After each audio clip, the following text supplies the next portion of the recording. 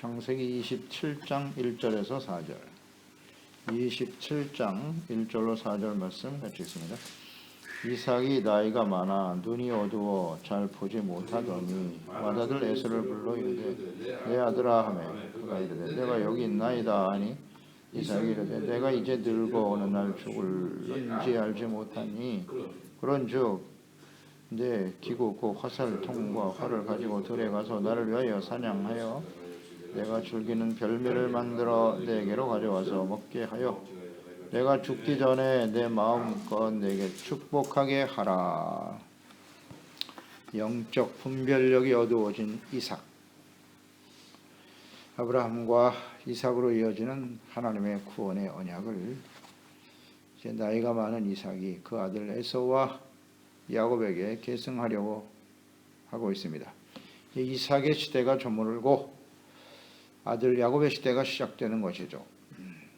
이삭의 쌍둥이 아들 에서와 야곱 중에 누가 이 언약을 계승해야 할 것인가? 누구에게 계승할 것인가? 결정을 해야 되는, 선택을 해야 되는 중요한 순간이 찾아왔네요.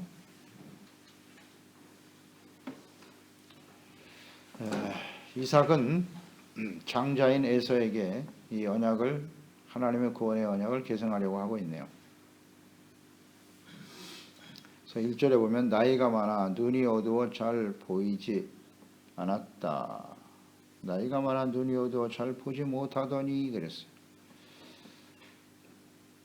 그래서 맏아들 에서를 불러 언약을 계승하려 하고 있습니다. 이때 이삭의 나이가 어느 정도인가?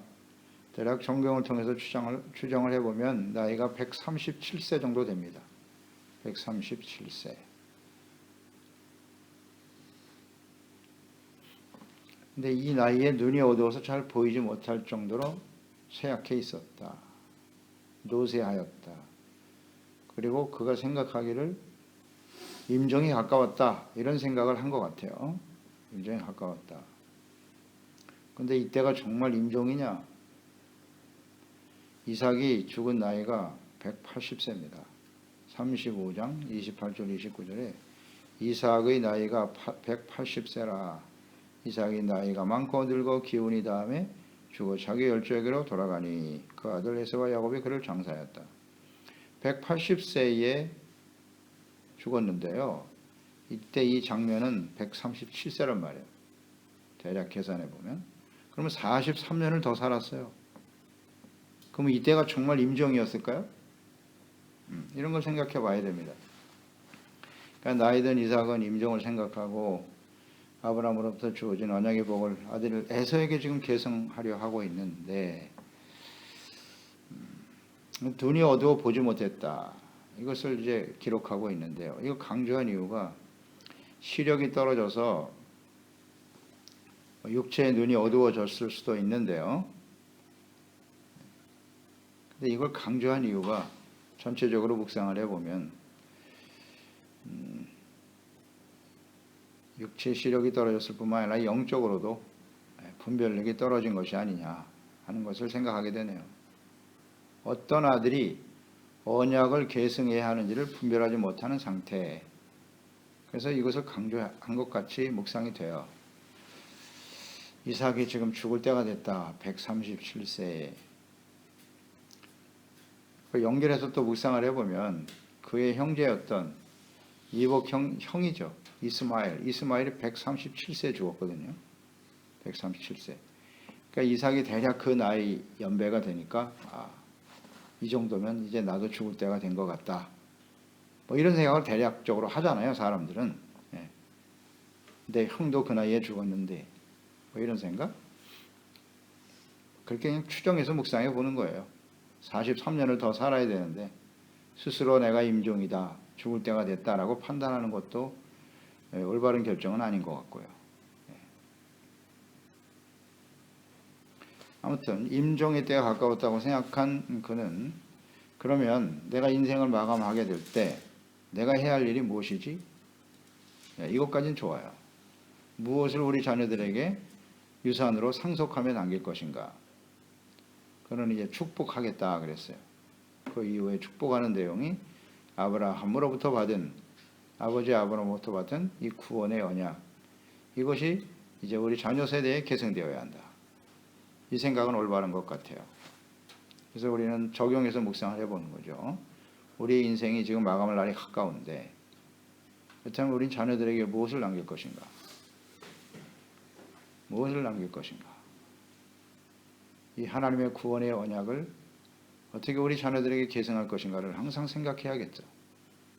그것을 위해서 끊임없이 가르치고 권면하고 예수 그리스도를 선포해주고 이 구원의 언약이 얼마나 소중한 것인가를 깨우치도록 해야겠죠. 이것이 우리가 나머지 임종에 가까운 사람들이 해야 할 아주 중요한 일이 아닐까 생각합니다. 무엇을 계승할 것인가? 아브라함으로부터 받은 축복의 언약이죠. 이것은 창세기 12장 1절로 3절 말씀일 것이고, 내가 너로 큰 민족을 이루고 너에게 복을 주고 이름을 창대하게 하며 너는 복이 될 것이고 너를 축복하는 자에게는 내가 복을 내리고 너를 저주하는 자에게는 내가 저주하리니 땅의 모든 족속이 너로 말미암아 복을 얻을 것이다. 이걸 지금 계승해야 되는 상황이고요.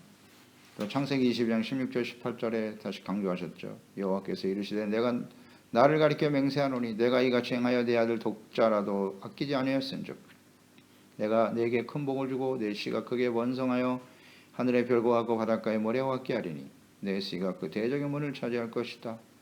또 내 씨로 말미암아 천하 만민이 복을 받으리니 이는 내가 나의 말을 준행하였음이니라. 잘 보세요. 이걸 잘 묵상해야 돼요. 하나님이 아브라함에게 주신 축복의 내용이 무엇인가를 잘 이해하고 있어야 한다는 거예요. 26장 24절 바로 선행절에서 다시 한번 강조했죠. 하나님이 나타나셨어요. 그 밤에 여호와께서 브엘세바에 올라갔을 때요. 흉년의 과정을 거치고 이삭이 나는 내 아버지 아브라함의 하나님이니 두려워하지 말라. 내 종 아브라함을 위하여 내가 너와 함께 있어 내게 복을 주어 내 자손이 번성하게 하리라 한지라. 이게 축복의 내용이에요. 복이 뭐죠? 이걸 바로 이해하고 있어야 되죠. 아브라함이 받은 복이 무엇이며 자신의 아브라함 아버지로부터 받은 복의 내용은 무엇이며 또 그 아들에게 계속 이어져야 될 이 언약의 복의 핵심은 무엇이고 이 복이 무엇이냐, 이걸 잘 이해하는 게 대단히 중요합니다. 근데 이삭이 이 마지막 장면에서 이 복의 핵심을 잘 모르고 있는 것 같아요. 놓치고 있는 것 같습니다. 지금 그저 자손이 번성하는 겁니까? 내가 모든 민족 너의 씨로 인해서 모든 민족이 복을 받는다는 거 아니에요. 아비멜렉의 예를 들어서 보았잖아요. 우리 묵상됐죠? 아비멜렉이 이삭을 보더니 야 여호와 하나님이 당신과 함께한다고. 당신은 여호와께 복을 받은 사람이라고. 이게 아브라함과 이삭을 택하신 하나님의 뜻이에요. 주변의 모든 사람들이 우리를 통해서 하나님을 알고 하나님이 다스리시는 하나님의 복을 누리며 살게 하는 것이 복의 핵심 아닌가요? 그저 자손이 많고 번성하고 부자 되는 겁니까? 이거 정말 아쉽네 이삭. 그래서 우리는 계속 묵상되는 겁니다. 처음도 중요하지만 마지막이 훨씬 더 중요해요. 마지막이 과거에 우리가 하나님을 잘 믿었다. 마지막이 중요하다니까요.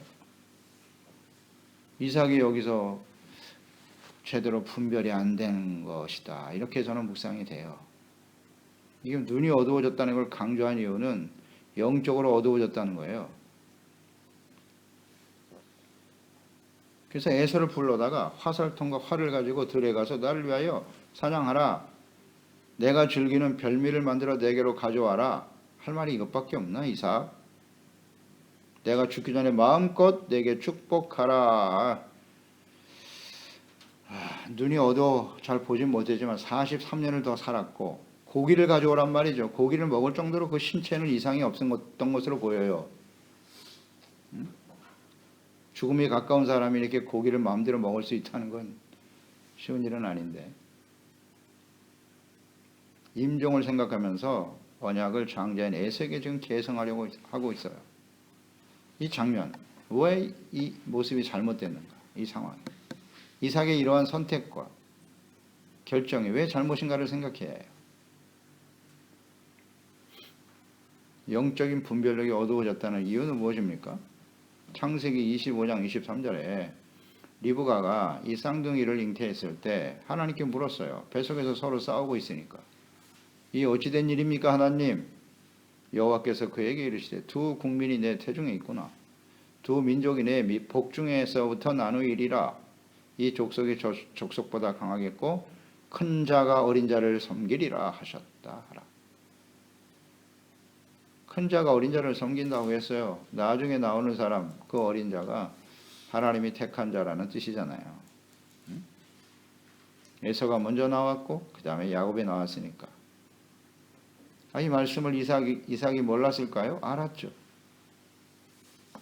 근데 세월이 많이 흘러가면서 이렇게 자꾸 잊어버리는 거예요. 이 하나님의 말씀이. 그래서 27장 바로 직전에 26장 34절 35절 갑자기 이 말씀이 기록된 이유가 뭘까 했더니 27장과 연결을 해봐서 묵상을 하게 되죠. 왜 갑자기 26장 마지막 절에 34절 35절에 이 말씀을 하셨나? 에서가 40세에 헷족속 부에리의 딸 유딕과 헷족속 엘론의 딸 바스맛을 아내로 맞이하였더니 그들이 이삭과 리브가의 마음에 근심이 되었더라. 왜 이 말씀을 기록했을까요? 27장 바로 직전에. 이해가 돼요. 왜 이 말씀이 기록돼요? 지금 에서에게 이 언약을 계승하려고 하는 이삭의 이 판단과 결정이 잘못됐다는 겁니다. 그런 거 아니에요? 에서는 이방 여인과 지금 결혼을 해서 부모에게 근심을 주고 있었다. 그 마음이 루아흐, 영적인 근심이라고 했죠. 영적으로 바르지 못하다는 거예요.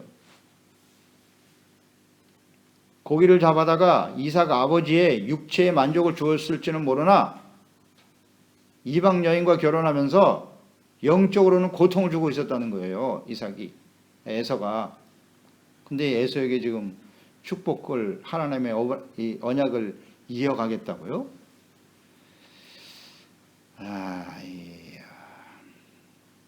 이삭의 이런 모습 굉장히 실망스럽네요.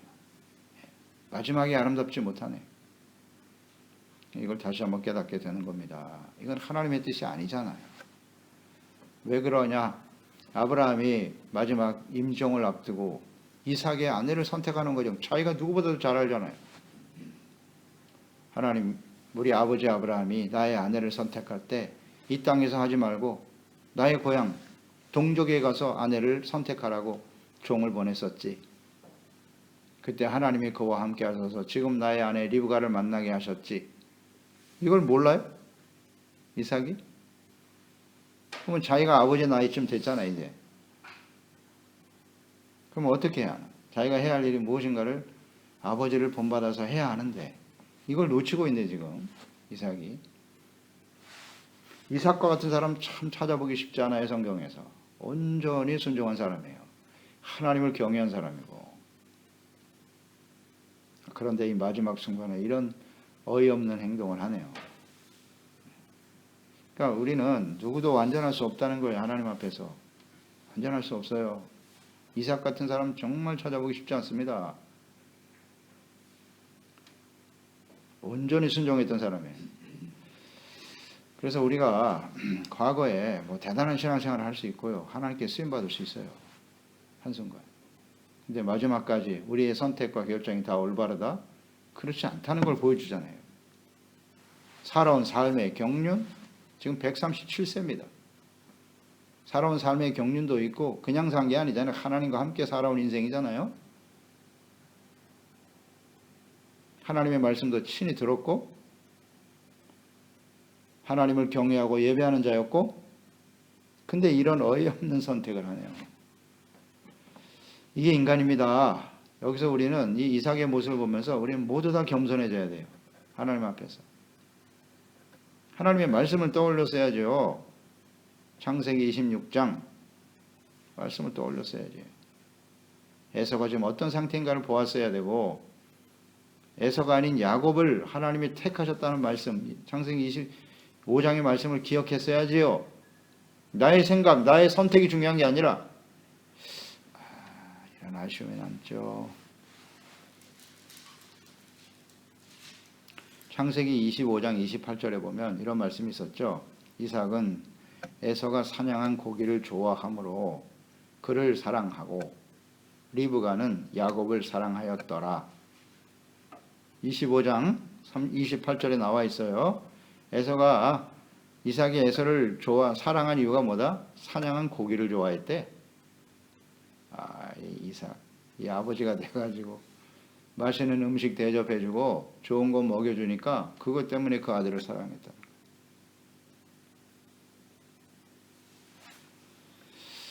그 결과가 어떻게 됐어요? 그냥 뭐 고기만 가져다 주면 좋아하는 거야 그냥. 그리고 그를 바르게 가르쳐야 될 책임과 사명이 있었던 이삭이 말이죠. 그 한 가지 이유로 좋아했다가 마지막 순간에도 내가 잡아온 고기를 먹고 내가 축복해 줄게.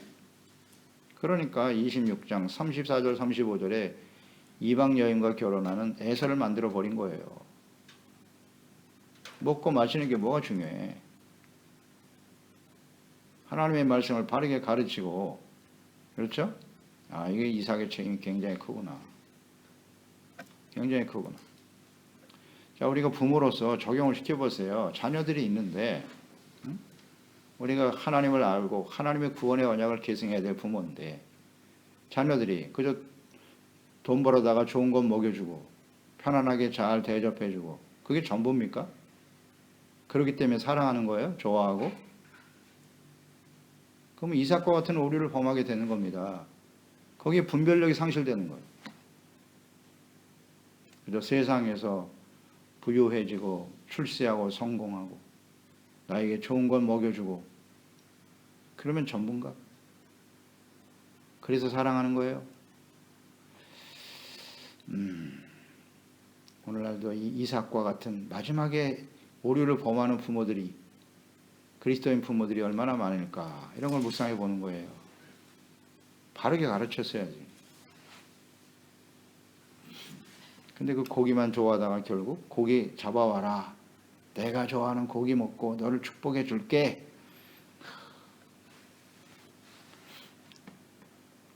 영적인 분별력이 상실된 상태로구나. 이렇게 묵상이 되지 않습니까? 이 에서에게 언약을 계승하려고 하다니 4절에도 보니까 내가 즐기는 별미를 만들어 내게로 가져와서 먹게 하여 내가 죽기 전에 내 마음껏 내게 축복하게 하라. 이 축복의 이유가 별미네, 별미. 맛있는 음식 먹고 구원의 언약을 계승하겠답니다. 지금 이삭이. 이건 뭐 육안이 어두워진 것뿐만이 아니라 영적인 분별력이 어두워졌구나. 43년을 더 살아야 되는데 앞으로. 이 상황에서 눈이 어두웠다. 그래서 저는 묵상이 되는 거예요. 이 육체의 눈이 어두웠다는 것은 영적인 어두움을 강조하려고 하셨구나. 이게 묵상이 되네요. 그렇죠? 그래서 마태복음 6장 31절 이하 33절 말씀이 떠오르는 거예요. 너희가 염려하여 이르기를 무엇을 먹을까 마실까 입을까를 염려하지 마라. 이거 다 이방인들이 구하는 거 아니야? 너희는 하나님의 나라와 그의 의를 먼저 구해야 한다고. 그러면 이 아들에게 이 구원의 언약을 계승하는 모든 사람들이 그 나의 자녀들을 통해서 복을 받게 되는 것인데 복의 근원이 되는 거잖아요. 그러면 먹고 마시는 게 전부인가? 좋은 것 먹고 축복해 주는 그게 축복의 이유가 될까? 누가 하나님의 나라와 의를 구하는 자녀인가를 생각해야지. 이런 실수가 후대에도 계속되는 거예요. 계속되는 겁니다. 참 쉽지 않죠. 이런 선택을 한다는 것이 쉽지 않아요. 다윗이 죽는 순간에 많은 아들이 있었지만 왜 솔로몬이었습니까? 솔로몬은 자신의 아주 심각한 핸디캡이에요. 사람들에게 큰 약점이죠. 자기가 범죄한 발사바를 통해서 낳은 아들이니까. 그 아들을 왕으로 세운다는 건 정말 주저할 일이라고. 주저할 일이었을 거예요. 우리가 묵상됐잖아요. 그런데 왜 솔로몬이에요? 하나님이 택한 아들이니까. 택한 아들이니까. 나의 선호가 중요한 게 아니고요. 하나님이 택한 아들이 누구냐. 여기에 관심을 가졌어야지. 하나님의 나라와 그의 의를 먼저 구한 아들이 누군가를 보았어야지요. 그래서 솔로몬을 선택했는데 그 솔로몬도 결국은 타락하지 않습니까? 부패하고요. 그 다윗과 같이 정직히 행하는 사람을 찾기가 쉽지 않지 않습니까? 쉽지 않아요. 또 그랬던 여호사밧 같은 사람도 우상을 섬기는 그 딸을 데려다가 그냥 멸문지화를 만들고 그 여호람에게 또 왕위를 넘겨주고 마지막이 안 좋아. 히스기야 마찬가지. 므낫세 같은 이 약한 우상 숭배하는 아들을 왕위를 물려줘가지고 그냥 엉망을 만드네. 그래서 멸망의 길을 가잖아요. 요시야 역시 마찬가지. 당대 자신을 잘 믿었지. 그런 왕 찾아보기 어렵습니다. 그런데 그 아들 셋이 전부 우상숭. 야, 이거 참 이게 쉽지 않구나 이게. 그래서 이삭이 여기서부터 시작이 되네요. 보니까 계승이 제대로 안 되네. 그러니까 이 창세기 말씀은 진리라니까요. 모든 시대에 모든 사람들에게 나타나요. 우리 자신을 잘 믿을 수 있어. 그러나 이것을 어떻게 이 구원의 언약을 이어가게 할 것인가 매우 중요하죠. 매우 중요하죠. 이 마지막 순간이 참 중요한 건데. 그러니까 어떤 아들이 하나님의 나라와 의의를 먼저 구하는 아들인지를 분별했어야 한다. 그러니까 마지막까지 우리가 영적 분별력이 흐트러지지 않도록 해야겠다. 기도하겠습니다. 하나님 아버지, 오늘도 주의 말씀을 묵상하면서 이삭이 이제 임종을 앞두고 하나님 아브라함으로부터 주어진 이 구원의 언약, 복의 핵심은 모든 사람들이 하나님을 알고 그 하나님의 다스림을 받는 의의 거룩한 백성이 되는 거죠.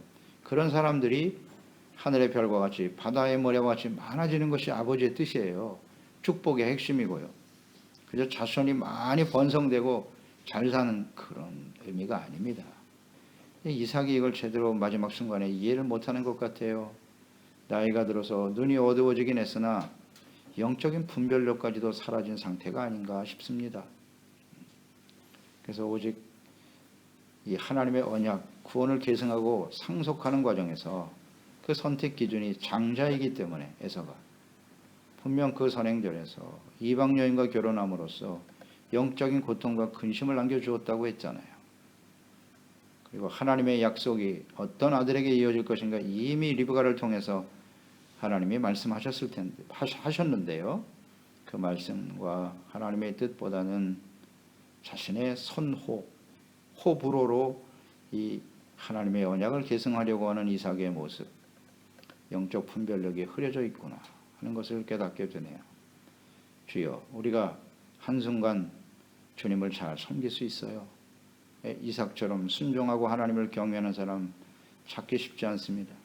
그러나 마지막 순간까지 우리가 흐트러짐 없이 하나님의 뜻을 잘 분별하여 이 구원의 언약을 우리 자녀손들에게 계승할 수 있게 도와주시고, 우리 소중한 자녀손들이 에서와 같은 사람들이 아니라 야곱과 같은 하나님의 구원의 언약을 사모하고 하나님의 역사를 이루어가는 그런 소중한 자녀 세대들이 될 수 있도록 복을 내려 주옵소서.